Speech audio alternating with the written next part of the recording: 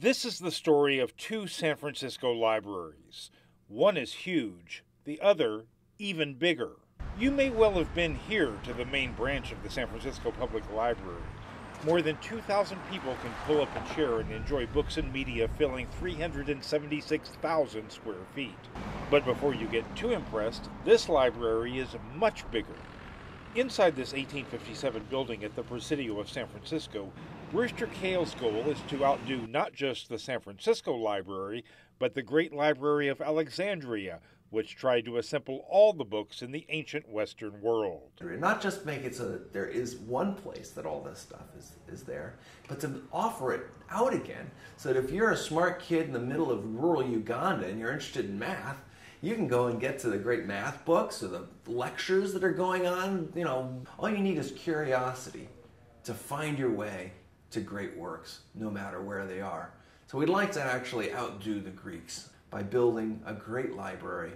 As you can tell, Brewster Kahle doesn't have small ambitions. One of his projects is to back up the entire internet every 2 months. At archive.org, you plug any website into the Wayback Machine and see snapshots from the site's past. What we really want to do is keep the good works that people have done alive. And most of the people use the Wayback Machine basically to see their old stuff. We also have movies, music,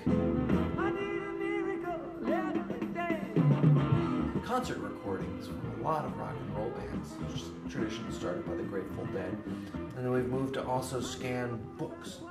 The idea is to keep the public domain public domain.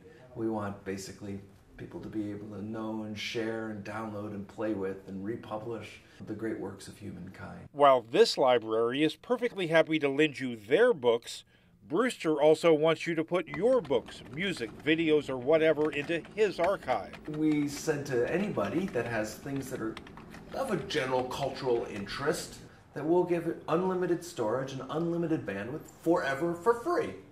Basically, we'll put it on the shelf. And as long as you don't need to make money out of every time somebody tries to download it. And this type of offer has really worked for people.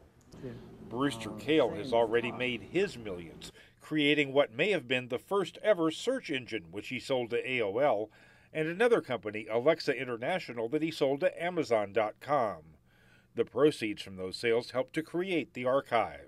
So I've been finding it great fun to go and take a big, hard project. It's something that you're not going to quite achieve ever, but a great goal. So that you sort of want to spring out of bed in the morning. Because if you set your goal of making $1 million, you're going to get there, maybe. And then what? So if you take something big and hard, like make all the world's knowledge available to everybody in the world, universal access to all knowledge, I've found it to be a fantastic path.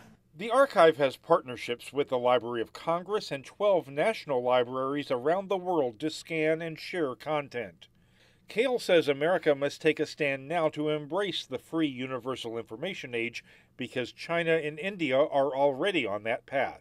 And I think actually we'll see those countries leapfrog other countries like this one, which tends to spend so much time and effort based on Hollywood lobbyists going and screwing down every rights issues and suing children and sort of the stuff that's going on in this country.